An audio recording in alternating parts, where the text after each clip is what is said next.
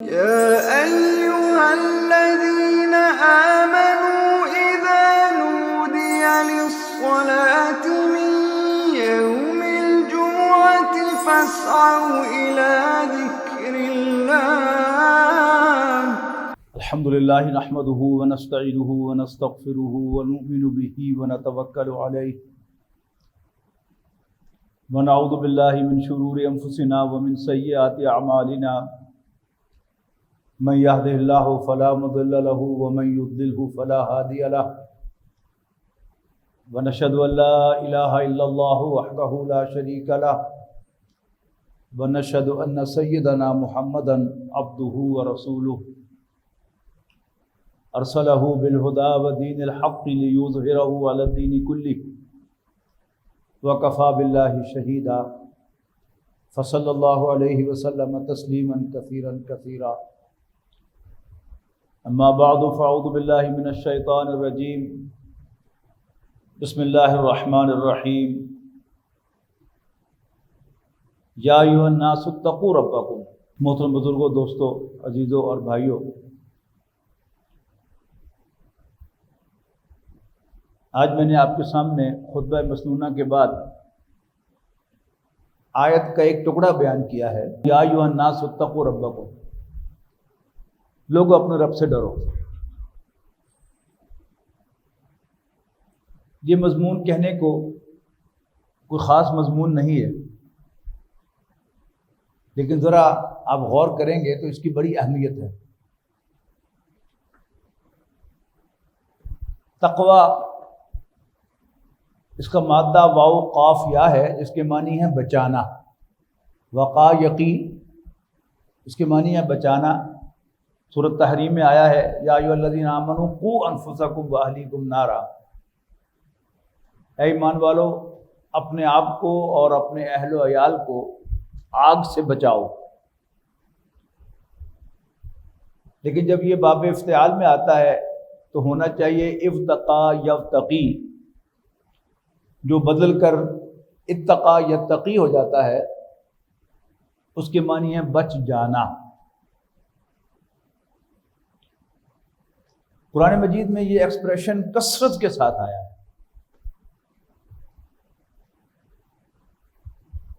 سورۃ حجرات میں 18 آیات کی وہ کل سورت ہے، لیکن اس میں ان گنت مرتبہ اتقوا اللہ آیا ہے. لوگ اپنے رب سے ڈرو، ایمان والو اپنے رب سے ڈرو. اللہ تعالیٰ سے ڈرنے کے کیا معنی ہے؟ ایک تو یہ سمجھنے کی چیز ہے، اس لیے کہ دور جدید میں اللہ تعالیٰ سے ڈرنے کو چیلنج کر دیا گیا ہے کہ اللہ تعالیٰ سے ڈرنے کی کوئی ضرورت نہیں ہے، وہ تو بڑا پیار کرنے والا، بڑا شفقت فرمانے والا، بہت محبت فرمانے والا ہے، لہذا اس سے تو محبت کی جانی چاہیے، ڈرنے کی کوئی ضرورت نہیں ہے. پھر یہ کہ جدید تراجم میں، یعنی اردو ہی کہ آپ قدیم تراجم دیکھیں اور جدید تراجم دیکھیں، ان میں آپ کو ایک فرق نظر آئے گا کہ پرانے تراجم میں تقویٰ کا ترجمہ خوف خدا ہے، جبکہ جدید تراجم میں تقویٰ کا ترجمہ بچ جانا ہے. ان دونوں میں کیا فرق ہے، یہ بھی سمجھنے کی ضرورت ہے. کئی مرتبہ یہاں پر گفتگو ہوئی ہے سیکولر نظام تعلیم کے حوالے سے اور سیکولرزم کے حوالے سے، کہ سیکولرزم کس طریقے سے ہمارے اندر گھس کر ہمیں اللہ سے، آخرت سے اور اللہ کے پیغمبر صلی اللہ علیہ وسلم سے دور کرتا ہے. یعنی اللہ تعالیٰ کی ذات پر جو وار ہیں وہ کئی طرف سے ہیں. ایک تو اللہ تعالیٰ کی ذات کا کورا انکار ہے، اور اس میں بھی یعنی اس کے کئی ورژنز ہیں. ان میں ایک ورژن کیا ہے کہ اللہ تعالیٰ کے مقابلے میں میٹر کو لایا گیا ہے. ہم سورۃ اخلاص میں پڑھتے ہیں، اس کی تلاوت کرتے ہیں کہ لم یلد ولم یولد، اللہ تعالیٰ سے نہ کوئی اور پیدا ہوا، سادہ ترجمہ تو نہ اس نے کسی کو جنا نہ وہ جنا گیا، لیکن اس کا مطلب کیا ہوا؟ نہ اس سے کوئی بنا نہ وہ کسی سے بنا۔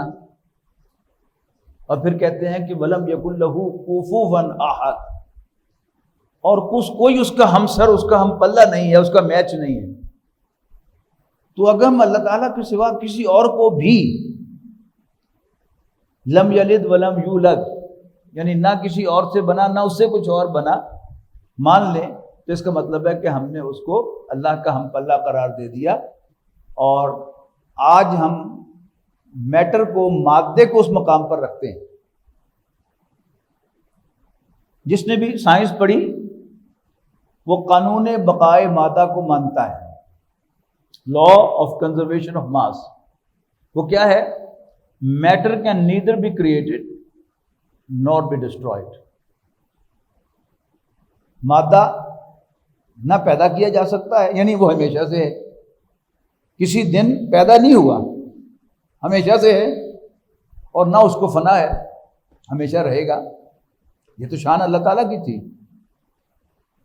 اور کیا مزے کی بات ہے کہ ہم دینی نقطہ نگاہ سے بطور عقیدہ اس بات کو مانتے رہے کہ اللہ تعالیٰ تنہا ہے، اکیلا ہے، نہ اس کا کوئی بیٹا ہے، نہ اس کا کوئی باپ ہے، اور نہ اس کا کوئی ہم پلہ ہے۔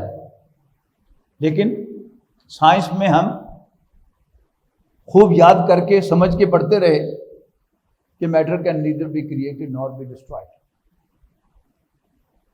پھر اکثر و بیشتر جو لوگ اللہ تعالیٰ کے وجود کو ثابت کرنے کی کوشش کر رہے ہوتے ہیں، خاص طور پر ہمارے نوجوان کہ جو نیٹ پر دعویٰ ورک کر رہے ہیں، بڑی محنت بڑے خلوص کے ساتھ کر رہے ہیں، لیکن ہمارا دشمن جو ہے وہ ہماری اس ایفرٹ پر ہنستا ہوگا۔ کوئی ایک نان ایشو پر بات کر رہے ہیں، وہ تو ایشو ہے ہی نہیں۔ وہ کیا ہے؟ اللہ تعالیٰ کے پرسونیفائڈ بینگ کا انکار کیا گیا ہے کہ اللہ تعالیٰ کوئی ہستی نہیں ہے زندہ و جاوید۔ جہاں بھی کوئی زندہ انڈیویجول ہوگا جس کا ایک پرسونیفائڈ بینگ ہوگی، جس کی ایک شخصیت ہوگی، اس میں پسند بھی ہوگی، ناپسند بھی ہوگی، یس بھی ہوگی، نو بھی ہوگی، اپریسیشن بھی ہوگی، کنڈمنیشن بھی ہوگی، خوشی کا اظہار بھی ہوگا، ناراضگی کا اظہار بھی ہوگا، انعام بھی دیا جائے گا اور غضب کا نشانہ بھی بنایا جائے گا۔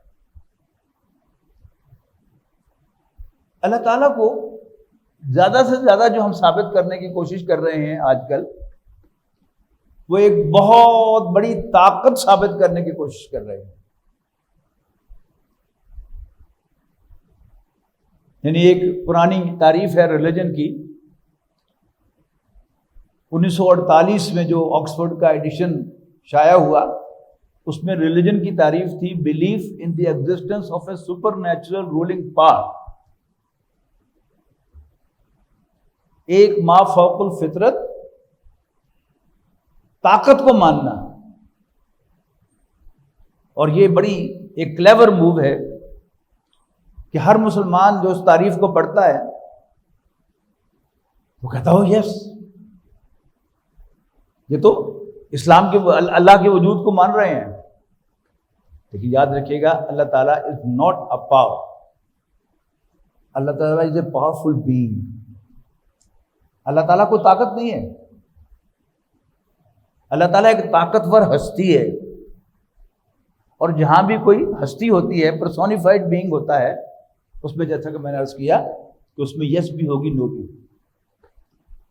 جب میں ایف ایس سی میں پڑھتا تھا تو اس میں جو انگریزی کی کتاب تھی، اس میں آئنسٹائن کا ایک مضمون تھا world as I see it. وہ آئنسٹائن یہی بات کہتا کہ اس کائنات کے مطالعے سے یہ تو اندازہ ہوتا ہے کہ اس کے پیچھے ایک بڑی قوت کار فرما ہے، اور آگے کہتا ہے but I can not conceive of God who punishes and rewards his creatures۔ ایک طاقت کا احساس تو ہوتا ہے، لیکن میں کسی ایسے خدا کو ماننے کے لیے تیار نہیں ہوں جو اپنے بندوں کو جزا بھی دے سزا بھی دے. جبکہ جب کوئی پرسونیفائڈ بینگ ہوگا تو وہاں یہ دونوں چیزیں لازمن ہوں. اس کی میں آپ کو سادہ مثال دیتا ہوں. ایک ہے مشین جس کی بہترین مثال کمپیوٹر ہے. جب کمپیوٹر آپ کو جج کرتا ہے تو اس میں کمپیوٹر کا اپنا کوئی سبجیکٹیوٹی اس کی شامل نہیں ہوتی کہ وہ خود فیصلہ کرے کہ ٹھیک ہے کہ غلط ہے. جو کچھ اس کو رزلٹ فیڈ کیا گیا ہے وہ اس کے مطابق دیکھے گا میچ کر کے کہ یہ جواب اس کے مطابق ہے تو کہہ دے گا ٹھیک ہے، جواب اس کے مطابق نہیں ہے تو کہہ دے گا غلط. اس کے مقابلے میں آپ کا کوئی باس ہو، آپ کچھ تیار کر کے پروڈیوس کر کے کریٹ کر کے اس کے سامنے جا کر پیش کریں تو اس کا موڈ اچھا ہوگا تو آپ کو شاباش دے کے بھیج دے گا خواہ آپ نے کچھ بھی نہ کیا ہو. اور اگر اس کا موڈ اچھا نہیں ہوگا تو وہ آپ کے منہ پر دے مارے گا، یہ کیا کر کے لائے ہو تم. لہذا یعنی ایک سبارڈینیٹ جو ہے وہ ہمیشہ اپنے باس سے ڈرتا رہتا ہے. ایک غلام ہمیشہ اپنے آقا سے ڈرتا رہتا ہے کہ پتہ نہیں میری پرفارمنس اپروو ہوگی کہ نہیں ہوگی، پتہ نہیں میرا مالک مجھ سے ناراض ہوگا یا میں اس کو راضی کرنے میں کامیاب ہو جاؤں گا. اس لیے کہ جب ایک پرسن آ جاتا ہے تو پھر اصل مسئلہ رائٹ اینڈ رانگ کا، صحیح یا غلط کا نہیں ہوتا، وہ اس شخص کی اپروول کا ہے کہ اگر وہ اپروو کرے تو ٹھیک ہے، اور اگر وہ اپروو نہ کرے جتنا مرضی ٹھیک ہو پھر وہ ٹھیک نہیں. اور اس کو ہم اپنی زندگی میں دونوں طرح سے دیکھ سکتے ہیں. اگر ہم باس ہیں تو ذرا ماضی میں جھانک کر دیکھیے کہ آپ اپنے سبارڈینیٹس کی ہوئی پرفارمنس کو کیسے دیکھتے رہے. آپ کیسے دیکھتے رہے اس کو؟ کبھی آپ اس کو اپروو کرتے ہیں جبکہ کوئی خاص پرفارمنس نہیں ہوتی ہے، شاباش بھی دے کے بھیجتے ہیں، اور کبھی بڑا اچھا پرفارم کیا ہوا ہوتا ہے لیکن بہرحال آپ کو پسند نہیں آتا. ہلکا لفظ استعمال کر رہا ہوں بجائے یہ کہنے کہ آپ کا موڈ اچھا ہے یا نہیں ہے، میں کہہ رہا ہوں کہ آپ کو پسند نہیں آتا اور آپ اس کو ریجیکٹ کر دیتے ہیں، دوبارہ لکھ کے لاؤ، دوبارہ کر کے لاؤ. تو یہ ہے اصل میں اس کی ذات کے ساتھ ہے. جہاں بھی کوئی ذات ہوگی، مشین نہیں، ذات ہوگی تو اس میں پسند بھی ہوگی ناپسند بھی. اللہ تعالیٰ جو ہے وہ پار نہیں ہے، وہ کمپیوٹر نہیں ہے، وہ کوئی مشین نہیں ہے، وہ ایک ذات ہے. اپنی ذات میں ایک پورا وجود ہے اس کا، تو اس کی پسند بھی ہے. جب مجھے اور آپ کو ناپسند کا حق حاصل ہے تو پھر جو رب العالمین ہے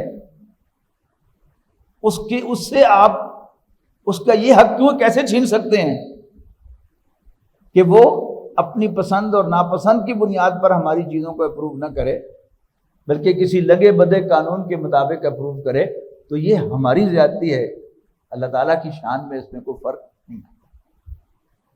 تو اللہ تعالیٰ کو راضی کرنا، جو ہمارا مالک ہے اس کو راضی کرنا، یہی غلام کی اصل کامیابی ہے. آپ کو یاد ہوگا نا کہ 2 جمعوں میں اللہ تعالیٰ کی غلامی پر گفتگو ہوئی اور اس کے تقاضوں پر گفتگو ہوئی. اب اسی کے ساتھ اب آگے جوڑیے، اس سے پچھلے جمعے میں یہاں نہیں تھا، اس سے پچھلے جمعے توکل پر بات ہوئی تھی کہ اللہ تعالیٰ پر بھروسہ کرنا یہ کتنا امپورٹنٹ ہے اور اس کی کیا حیثیت ہے. اب آج میں گفتگو کر رہا ہوں اللہ تعالیٰ کی ذات اور اس کا ڈر، اس کا خوف، اس کی پسند، اس کی ناپسند، اس کی اپروول، اس کی ریجیکشن.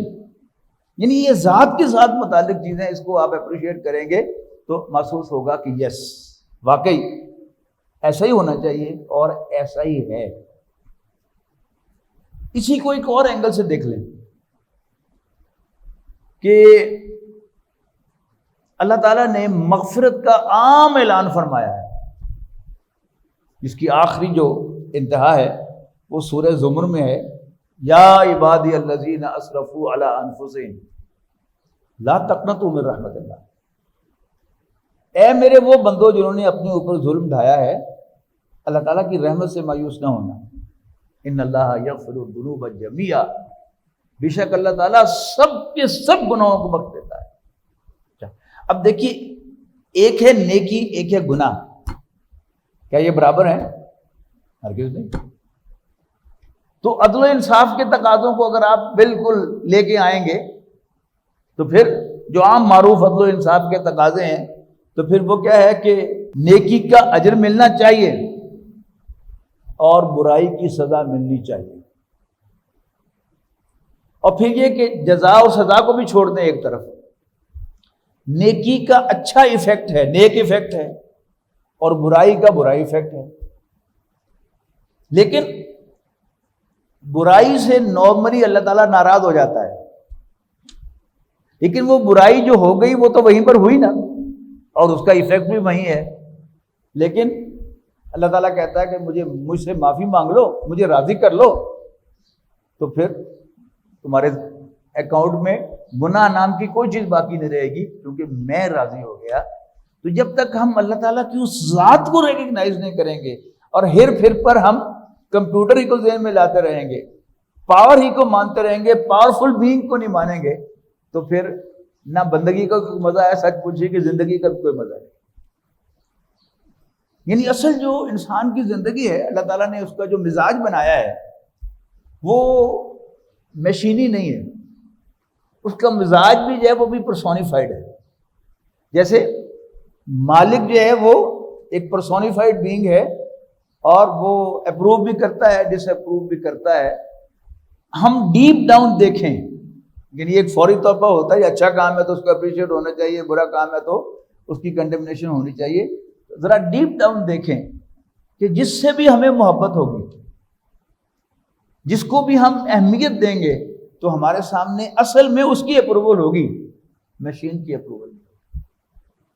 تو یعنی کئی زاویوں سے اللہ تعالیٰ کی اس حیثیت کو ڈینائی کرنے کی کوشش کی گئی ہے۔ کبھی ہمارے خود اپنے جو انٹلیکچوئلز ہیں ان کی زبانوں سے، ان کے قلم سے نکلوائی جاتی ہے یہ بات کہ اللہ تعالیٰ جو ہے وہ کوئی خوفناک ہستی نہیں ہے۔ کہہ کون رہا ہے کہ وہ خوفناک ہستی ہے؟ سوال تو یہ ہے، کہاں لکھا ہے اللہ تعالیٰ میں؟ یقیناً وہ بڑا رحم کرنے والا ہے، اور ظاہر بات ہے کہ اس کی اگر پسند ہے تو بہرحال ناپسند بھی ہے۔ جو اس کی پسند نہیں ہے چیزیں وہ گناہ کے کھاتے میں آتی ہیں، اور وہ گناہ تو وہیں کا وہی رہتا ہے، ایفیکٹ بھی وہیں کا وہی رہتا ہے۔ لیکن اللہ تعالیٰ معاف کر دے تو غلام کے لیے اصل اچیومنٹ جو اس کو حاصل ہو جاتی ہے۔ مثال کے طور پر صحابہ کرام رضوان اللہ علیہم اجمعین، ان میں سے وہ بھی ہیں کہ جنہوں نے کئی قتل کیے ہوئے تھے، ان میں سے وہ بھی ہوں گے جنہوں نے اپنی بیٹیوں کو زندہ دفن کیا ہوگا، ان میں وہ بھی ہوں گے جنہوں نے مسلمانوں پر تشدد کیا ہوگا صرف اس بنا پر کہ وہ نبی اکرم صلی اللہ علیہ وسلم پر ایمان لے آئے اور وہ اللہ تعالیٰ کو اپنا رب کہتے ہیں اور کسی کو رب ماننے کو تیار نہیں ہے۔ لیکن ان سب میں سے جس نے موت کے نظر آنے سے پہلے معافی مانگ لی، اللہ تعالیٰ نے ان کو معاف کر دیا، تو ان کا سارا نامہ اعمال جو ہے وہ صاف ہو گیا۔ کیوں؟ اصل حیثیت جو ہے وہ عمل کی نہیں ہے، اصل حیثیت مالک کو راضی کرنے کی ہے۔ مالک راضی ہو گیا تو ستہ خیرہ ہو گیا، اور اگر بہت محنت کی، بہت کچھ کیا، لیکن فار ون ریزن اور another ہم اللہ تعالیٰ کو ناراض کر بیٹھے تو وی آر لوزرز۔ ہم نمازیں پڑھ کے بھی لوزر رہیں گے، روزے رکھ کے بھی لوزر رہیں گے، حج اور عمرے کر کے بھی لوزر رہیں گے، اور چیریٹی کے کام کر کے بھی لوزر رہیں گے، اگر ہم نے اللہ تعالیٰ کو ناراض کر دیا۔ اچھا، اب اللہ تعالیٰ کی ناراضگی جو ہے ان میں اعمال سے زیادہ جو حیثیت ہے وہ ایٹیٹیوڈ کی ہے۔ مثلا تکبر، عجب۔ تکبر کیا ہے؟ اپنے آپ کو بڑا سمجھنا، اور اس کے قریب ہے عجب، اپنے آپ کو بڑی شے سمجھنا۔ ایک بڑی خوبصورت حدیث ہے کہ جس میں نبی اکرم صلی اللہ علیہ وسلم نے فرمایا کہ 3 چیزیں جو ہیں وہ ہلاک کرنے والی ہیں. ہلاک کرنے والی چیزوں میں سے فرمایا ہوا متبع وشح مطاع، وہ خواہش نفس جس کی پیروی کی جائے اندھا دھند، اور وہ لالچ کہ جس کا کہنا مانا جائے. اور تیسرا فرمایا وَإِعْجَابُ الْمَرْءِ بِنَفْسِهِ، انسان کا اپنے بارے میں عجب میں مبتلا ہو جانا کہ میں بڑی شے ہوں. لیکن ساتھ ہی آپ نے فرمایا وہی اشدہن، اور یہ ان سب میں سے سویر ہے، موسٹ سویر، شدید ترین ہے، زیادہ ہلاک کرنے والی ہے. اور عجب ہے کیا چیز؟ دونوں میں کیا فرق ہے اس کو سمجھ لیں کہ تکبر جو ہے یہ ایک ایسا عمل ہے کہ جس میں تکبر کرنے والے کو یہ پتہ چل رہا ہوتا ہے کہ میں تکبر کر رہا ہوں، لیکن عجب جو ہے یہ غیر محسوس چیز ہے. اور عجب جو ہوتا ہے وہ فیکٹ بھی ہو سکتا ہے، اور اکثر فیکٹ ہی ہوتا ہے. مثال کے طور پر میں 5 وقت نماز پڑھتا ہوں، فیکٹ ہے. آپ سب ماشاءاللہ مجھے یقین ہے کہ 5 وقت نماز پڑھتے ہوں گے، فیکٹ ہے. لیکن اگر اس کے بارے میں ہمیں یہ احساس ہوا کہ میں بڑی شے ہوں تو وہیں پر پکڑے گئے. کیوں؟ نیک عمل کیا، اللہ تعالیٰ کو راضی کرنے کے لیے کیا، لیکن جیسے وہ محاورہ ہے نا، دودھ میں مینگنیاں ڈالنا. ایک بکری دودھ دے اور پھر دودھ دیتے دیتے مینگنیاں کر دے تو کیا ہوگا؟ دودھ میں مینگنیاں بھی بڑھ جائیں گی. یا کوئی گائے بھینس وہ جب اس کا دودھ دویا جا رہا ہو تو اوپر سے پیشاب بھی کر دے، تو اس نے سروس دی، دودھ دیا، لیکن ساتھ اس نے پیشاب بھی کر دیا. تو یہ بالکل اسی طرح کی چیز ہوگی کہ نیکی کر کے برباد کر لی صرف اس احساس سے کہ میں بڑی شے ہوں. حالانکہ یہ سب کچھ اللہ تعالیٰ کے فضل سے نصیب ہوتا ہے. اللہ تعالیٰ ناراض ہو جائے تو انسان کو دھیلے کی توفیق بھی نہیں مل سکتی. یعنی ایک فیکچول جو چیز ہے اس کو اس طریقے سے ریکگنائز کرنا کہ یہ میرا کمال ہے، تو اس سے بھی کیا ہے، انسان کی بڑی سے بڑی نیکی برباد ہو سکتی ہے. اب جب یہاں تک آپ پہنچیں گے تو پھر آپ کو اللہ تعالیٰ کا ڈر جو ہے وہ سمجھ میں آنے لگے گا کہ ایک شخص اللہ تعالیٰ کے تمام حکموں کو بجا لانے کی کوشش کرتا ہے، ہر ایریا میں اللہ تعالیٰ کو راضی کرنے کی کوشش کرتا ہے، لیکن اس کے بعد وہ عجب میں مبتلا ہو جاتا ہے، میں بڑی شے ہوں، یہ میرا کمال ہے. تو یہ چیز کیا ہے؟ یہ اللہ تعالیٰ کو ناراض کرنے کے لیے کافی ہو سکتی ہے اور یہ اس کی ہلاکت کا باعث بن سکتی ہے. تو پرانے تراجم اردو کا دیکھیں گے تو آپ کو اتق اللہ کا ترجمہ ملے گا اللہ سے ڈرو. جدید تراجم دیکھیں گے تو ہوگا اللہ سے بچو. اب اس میں کئی جگہ تھوڑی سی وضاحت کر دی جائے گی کہ اللہ کی ناراضگی سے بچو، اللہ کی نافرمانی سے بچو. لیکن اللہ کی نافرمانی سے کوئی بچ گیا لیکن پھر عجب پیدا ہو گیا یا تکبر میں مبتلا ہو گیا یا کہیں وہ ڈنڈی مار بیٹھا جس سے اس کا رب اس سے ناراض ہو جائے تو سب کچھ کھاتے پڑ گیا. تو اصل مطلوب کیا ہے؟ اصل مطلوب تو ہے اللہ کو راضی کرنا. لہذا ہر وقت یہ فکر، جیسے میں نے کہا نا کہ ایک سبارڈینیٹ کو، ایک غلام کو ہر وقت یہ فکر ہوتی ہے کہ پتہ نہیں مالک خوش ہوئے گا کہ نہیں ہوئے گا، پتہ نہیں افسر راضی ہوئے گا کہ نہیں ہوئے گا. یعنی یہ جو ایک خوف ہے، یہ خوف، اس سے کہیں زیادہ خوف اللہ تعالیٰ کے بارے میں کہ میں نے کیا ہے یا اللہ تیری توفیق سے کیا ہے، آئیڈیل نہیں ہوا، اس میں بہت سی کمیاں کوتاہیاں بھی رہ گئی ہیں، بس تو مجھے معاف کر دے، درگزر فرما، بس مجھ سے راضی ہو جائے. یا مجھ سے کوئی غلط عمل ہو گیا ہے، اللہ تعالیٰ کی نافرمانی ہو گئی ہے. اور یہ یاد رکھیے گا کہ نافرمانی بڑے سے بڑے عمل کی بھی ہو سکتی ہے.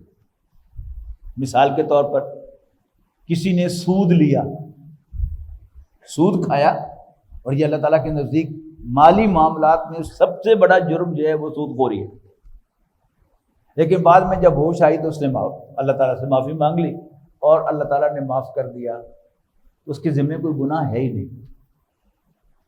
اس لیے کہ توبہ کا جو قرآن مجید میں مضمون آیا ہے سورۃ فرقان کے آخر میں، وہ تو ہے کہ جو اللہ کے خاص بندے ہیں وہ بڑے بڑے گناہوں میں تو ملوث ہوتے ہی نہیں۔ وہ بڑے بڑے گناہ کون سے کہے گئے؟ مکی زندگی کے 3 بڑے گناہ جو ہیں وہ ایک شرک ہے، دوسرا قتل ناحق ہے، اور تیسرا بدکاری یا زنا ہے۔ تو سوائے ان کے والذین لا یدعون مع اللہ الہا آخر، وہ اللہ کے ساتھ کسی اور الہ کو نہیں پکارتے، ولا یقتلون النفس التی حرم اللہ الا بالحق، اور وہ کسی کو ناحق قتل نہیں کرتے، ولا یزنون، اور بدکاری نہیں کرتے، ومن یفعل ذلک یلقى اثاما، اور جو کوئی ایسا کرے گا تو وہ لازماً اس کے گناہ کو پہنچے گا، یعنی اس کی سزا اسے ملے گی۔ وَيَخْلُدْ فِيهِ مُهَانًا، اور وہ ہمیشہ اس سزا میں گرفتار رہے گا۔ ساتھ ہی ایکسیپشن الا من تاب وآمن وعمل عملا صالحا، کیا بات، سوائے ان کے کہ یہ توبہ کر لیں، یعنی قتل کیا ہے کسی کو ناحق، بدکاری کی ہے، یا اس سے شرک کیا ہے، لیکن اس کے بعد توبہ کر لے، الا من تاب، مگر وہ جو توبہ کر لیں، وہ آمنا، ایمان لے آئے، وہ عمل عملا صالحا، اور نیک عمل کو اختیار کر لیں، فاولئک یبدل اللہ سیئاتہم حسنات، ایسے لوگوں کی برائیوں کو بھی اللہ تعالیٰ نیکیوں سے بدل دے گا۔ اچھا، ہم میں سے جو بہت زیادہ سیانے بنتے ہیں نا، اور بلکہ انفارچونیٹلی ہم میں سے جو نسبتاً نیک ہوتے ہیں، ان کو یہ آیت اچھی نہیں لگتی کہ لو جی اسی ساری عمر کھے بھی نہ کھا دی، تو کسی نے زیادتی بھی نہیں کی تھی، تو شرک بھی نہیں کیتا، اور وہ سارا کچھ کر کے تو پھر ساڑھے ورگے ہو گئے۔ وہ یہ سمجھتے کہ شاید ان کے ساتھ کوئی زیادتی ہوئی، ہرگز کوئی زیادتی نہیں۔ کیوں؟ اللہ تعالیٰ نے ہمیں اپنی بندگی کے لیے پیدا کیا ہے، اس نے ہمیں نمازیں پڑھنے کے لیے یا نیک کام کرنے کے لیے پیدا نہیں کیا۔ بندگی کے یہ اظہار ہیں، نماز پڑھنا بھی بندگی کا اظہار ہے، نیک کام کرنا بھی بندگی کا اظہار ہے، اور اگر ہم نے اسی اظہار کو انڈو کر دیا اور پھر اللہ تعالیٰ کے کسی فیصلے پر دل میں ناپسندیدگی کا اظہار کیا تو گویا ہم نے اللہ کی ناراضگی مل گئی۔ وہ اشفاق احمد صاحب سناتے تھے نا کہ ایک کوئی اللہ کا نیک بندہ، وہ ایک کشتی میں سفر کر رہا تھا اور بارش ہو رہی تھی، تو اس کے دل میں خیال آیا کہ اتنے بارش دی کی لوڑ سی۔ اللہ تعالیٰ اس پر بھی ناراض ہو گیا اس کے ساتھ۔ اور وہ جو ہم تو گناہ گار لوگ ہیں نا، تو جو اللہ والے ہیں، یعنی وہ یہ کہتے ہیں کہ دل پر کچھ انوار ہوتے ہیں، جب اللہ تعالیٰ راضی ہوتا ہے تو دل میں فیل ہوتا ہے کہ اللہ راضی ہے، تو وہ سارے انوار شنوار ختم ہو گئے اور محسوس ہو رہا ہے کہ میں اللہ کو ناراض کر بیٹھا ہوں۔ تو اصل کام تو بندگی ہے۔ بندگی کا اظہار کیا ہے؟ اللہ کے فرما برداری کرنا بھی نیکی کا، بندگی کا اظہار ہے، اور پھر اس میں کوئی کمی کوتاہی رہ جائے اور پھر بندگی کا اظہار کیا ہے؟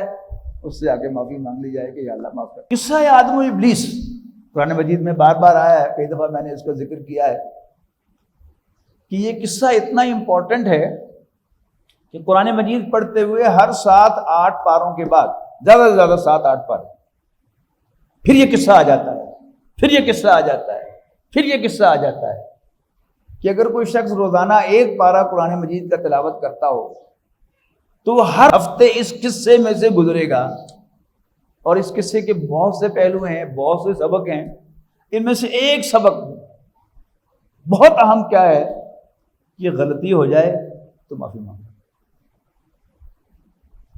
کہ ایک ہی کام دونوں نے کیا۔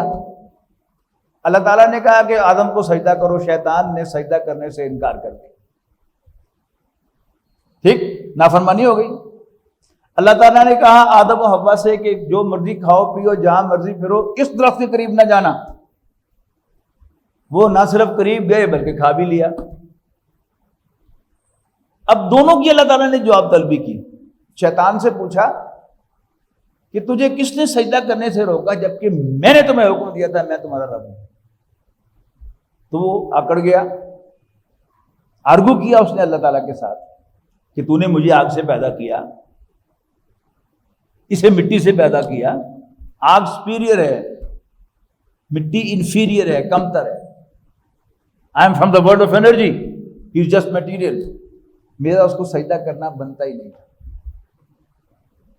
اور آدم و حوا کی بھی اللہ تعالیٰ نے جواب طلبی فرمائی، وَنَادَاهُمَا رَبُّهُمَا، ان کے رب نے انہیں آواز دی، او آدم و حوا الم انہکما عن تلکما الشجرہ، کیا میں نے تم دونوں کو اس درخت کے پاس جانے سے منع نہیں کیا تھا؟ وَأَقُلْ لَكُمَا إِنَّ الشَّيْطَانَ لَكُمَا عَدُوٌّ مُبِينٌ، اور تمہیں وارننگ کیا تھا، وارننگ نہیں دی تھی تمہیں کہ شیطان تمہارا کھلا دشمن ہے۔ وہ بھی کہہ سکتے تھے المیاں شیطان نے سب بتا دیا ہمیں کہ تو نے ہمیں زمین کے لیے پیدا کیا تھا، اور اب بہانے سے تو ہمیں زمین پر بھیجنا چاہتا ہے، ٹھیک ہے بھیجنے سن زمین پہ۔ یہ ٹپکل ایک نافرمان آدمی کا ایٹیچیوڈ ہوتا ہے۔ لیکن انہیں کیا کیا؟ چپ کر کے ہاتھ جوڑ لیا اللہ کے سامنے، معافی مانگ لی اللہ تعالیٰ سے، ربنا ظلمنا انفسنا وان لم تغفر لنا وترحمنا لنکونن من الخاسرین۔ تو وہ نافرمانی کر کے بھی اللہ تعالیٰ کے فیوریٹ رہے نا، فیوریٹ۔ تو اللہ تعالیٰ کا جو فیوریٹ ہونا ہے، یہ چند میں نے مثالیں دی ہیں، یہ بھی کیا ہیں؟ میں نے صرف مثالیں دی ہیں، اللہ تعالیٰ ان کا پابند بھی نہیں ہے، ایبسلیوٹلی انڈیپینڈنٹ، وہ خود اپنا فیصلہ کرتا ہے، اپنی پسند اور اپنی ناپسند کا اظہار کرتا ہے۔ وہ جسے چاہے پسند کر لے، جسے چاہے پھینک دے، جسے چاہے اپنا قرب عطا کر دے، جسے چاہے کہ دفع ہو جائے۔ وہ بادشاہ ہے، وہ مالک ہے، وہ رب ہے، تو اس کی شان بڑی نرالی ہے۔ لیکن جیسا کہ میں نے عرض کیا کہ خود ہمارا اپنا جو مائنڈ ہے اللہ تعالیٰ نے وہ بھی بنایا ہے اس طرح سے کہ عام جو ہمارا مزاج ہے وہ یہی ہے کہ ہم جب باس ہوں گے تو ہم باس کی طرح ٹریٹ کریں گے کسی کو، اور جب ہم سبارڈینیٹ ہوں گے تو پھر ہم باس کو باس ہی سمجھیں گے، لیکن باس کو تو باس سمجھتے ہیں لیکن اللہ کو اپنا رب نہیں سمجھتے۔ ہم اللہ تعالیٰ کو یہ حق دینے کو تیار نہیں ہے کہ وہ جو چاہے جسے چاہے اڈاپٹ کر لے، جسے چاہے دفع کر لے، جسے چاہے پسند کر لے، جسے چاہے رد کر دے، جسے چاہے گلے لگا دے، جسے چاہے ٹھکرا دے۔ یہ اللہ تعالیٰ کی شان ہے۔ تو اللہ تعالیٰ سے ڈرنا، اور یہ پرسن کے ساتھ ہوتا ہے، یاد رکھیے گا۔ اچھا، جدید دور میں ایک اور ڈھکوسلہ بھی لگایا گیا ہے۔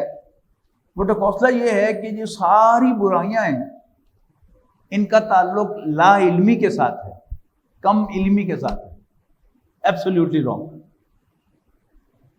یعنی کہا جاتا ہے کہ اویئرنیس کی کمی ہونے کی وجہ سے برائیاں ہیں، اگر اویئرنیس کریٹ کر دی جائے تو برائیاں ختم ہو جائیں۔ غلط ہے بالکل۔ ہم سب جانتے ہیں کہ ٹریفک کے قوانین ہمارے فائدے کے لیے بنے ہیں۔ ایک وہ بڑا منجا ہوا ڈرائیور، اس نے کہا تھا جی قانون دے مطابق چلا جاوے تو ایکسیڈنٹ ہو ہی نہیں سکتا، یعنی کوئی نہ کوئی وائلیشن ہوتی ہے تو ایکسیڈنٹ ہوتا ہے۔ ہم کوئی قانون توڑتے ہیں، کہیں سپیڈ لمٹ جو ہے وہ 40 لکھی ہوئی ہے، اس کا مطلب کیا ہوتا ہے کہ اس میں کوئی ایسا موڑ ہے، اس میں کوئی ایسا کھڈا ہے کہ جس میں آپ اوور سپیڈنگ کریں گے تو نقصان ہوگا، اور پھر ہو بھی جاتا ہے۔ 50 دفعہ نہیں ہوتا، 51ویں دفعہ جو ہو جاتا ہے۔ اسی طرح اشارے کیوں بنائے جاتے ہیں کہ کراسنگ پر گاڑیوں کے ٹکرانے کا امکان ہوتا ہے، جب ہم اشارہ توڑیں گے تو we'll have to pay the price۔ تو لیکن یہ سب جاننے کے باوجود کہ یہ قوانین ہمارے فائدے کے لیے ہیں، یعنی اگر 5 کلومیٹر کا یو ٹرن لے کے آنا پڑے تو شاید ہم میں سے کوئی شاذ ہی ہوگا کہ اگر یو ٹرن یہ بالکل سامنے جو ہے دوسری طرف کا یو ٹرن ہو تو اس میں وہ جو 100 میٹر ہیں یا 50 میٹر ہیں ان میں وہ ون وے کی خلاف ورزی نہ کرے۔ یہ ون وے کیوں بنا ہے؟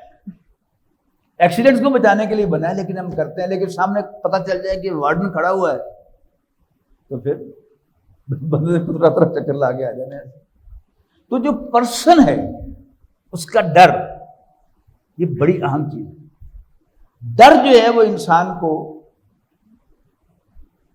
نافرمانی سے بچاتا ہے، ڈر انسان کو قانون کی دھجیاں بگیرنے سے ڈراتا ہے۔ جب مجھے پتا ہوگا کہ مجھے کوئی پوچھنے والا نہیں ہے، اور ہم یہ اپنے ملک میں یہ تماشے دیکھتے ہی رہتے ہیں۔ تو 2 مہینے ہو گئے، وہ ایک بچی جو ہے وہ کراچی سے ہوئی اغوا، اب اس میں کیا ہو رہا ہے؟ یعنی ثابت یہ ہو رہا ہے کہ کوئی پوچھنے والا نہیں۔ اچھا، اب جو فیصلے ہیں وہ بھی کیا ہیں؟ کوئی نہ کوئی عبارت تو لکھتا ہے نا جج، اور وہ ثبوت بھی دیتا ہے، لیکن جو بدیہی چیزیں ہیں، کامن سینس کی چیزیں ہیں، اس کے سراسر خلاف ہوتا ہے، اور اس سے جو زیادتی کرنے والے ہیں ان کو شے ملتی ہے کہ کوئی نہیں، بچ جاواں گے۔ تو جب تک یہ بچ جاواں گے کا احساس میرے دل میں ہوگا تو مجھے کوئی قانون شکنی سے نہیں روک سکتا۔ قانون ہے، لیکن اصل ڈر وہ پرسن کا ہے۔ وہ پولیس والا بھی ہو سکتا ہے، وارڈن بھی ہو سکتا ہے، اور وہ کوئی جج بھی ہو سکتا ہے کہ وہ مجھے پکڑے گا، لیکن اگر محسوس ہو کہ کوئی نہیں، پولیس والے سے بھی نمٹ لیں گے اور جج صاحب سے بھی نمٹ لیں گے، اور ہمیں صاف نظر آ رہا ہے کہ پولیس والے سے بھی نپٹا جاتا ہے اور جج سے بھی نپٹا جاتا ہے، تو پھر ہم اگر اتنے طاقتور ہیں یا اتنے ریسورسفل ہیں کہ ہم دونوں کے ساتھ کچھ معاملہ کر سکیں، تو پھر ہم معاملہ ہی کریں گے، قانون کی پابندی نہیں کریں گے۔ تو اصل چیز کیا ہے؟ پرسن، اللہ تعالیٰ کو راضی کرنا، یہ ہمارا اصل آبجیکٹو ہے، اور یہ خوف کہ اللہ کہیں ناراض نہ ہو جائے، یہ ہے کہ جو مطلوب ہے، اور اسی کا نام تقویٰ ہے۔ اور یہ سبق کتنا اہم ہے، یہ سورہ فاتحہ کے اندر ہے۔ اب غور کیجئے نا، اہدنا الصراط المستقیم صراط الذین انعمت علیہم، یا اللہ ہمیں سیدھا راستہ دکھا، یعنی ان لوگوں کا راستہ کہ جن کو تو نے انعام دیا۔ انعام کسے دیا جاتا ہے؟ جس سے آپ خوش ہوتے۔ کبھی کسی نے ناراض ہو کر بھی انعام دیا؟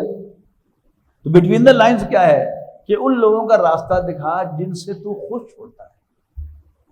میں تجھے راضی کیسے کر سکتا ہوں؟ مجھے وہ راستہ دکھا دے۔ اور پھر غیر المغضوب علیہم اس کا الٹ ہے کہ جو نہ تیرے غضب کا نشانہ بنے، یعنی انعام کا الٹ کیا ہے؟ غضب۔ خوشی کا الٹ کیا ہے؟ ناراضگی۔ والضالین، اور نہ وہ بھٹکے۔ یہ بھٹکنا جو ہے یہ بھی اس میں سمجھیے گا کہ فوکس آؤٹ ہونا۔ اگر آپ قرآن کریم میں آنا چاہتے ہیں اور آپ کو راستے میں بھول جائے کہ آپ نے جانا کہاں ہے، تو پھر کیا ہوگا؟ پھر اللہ ہی مالک ہے۔ اللہ تعالیٰ نے ہمیں جو فوکس دیا ہے وہ کیا ہے؟ آخرت۔ جب ہمارا یہ فوکس آؤٹ ہو جائے گا تو وہ ہوگی ہماری گمراہی۔ اللہ تعالیٰ سے دعا ہے کہ وہ ہمارے دلوں میں اپنا خوف کہ کہیں وہ ناراض نہ ہو جائے، یہ ڈر ہمارے دلوں میں ڈال دے۔ اقول قولی ھذا واستغفر اللہ لی ولکم ولسائر المسلمین والمسلمات۔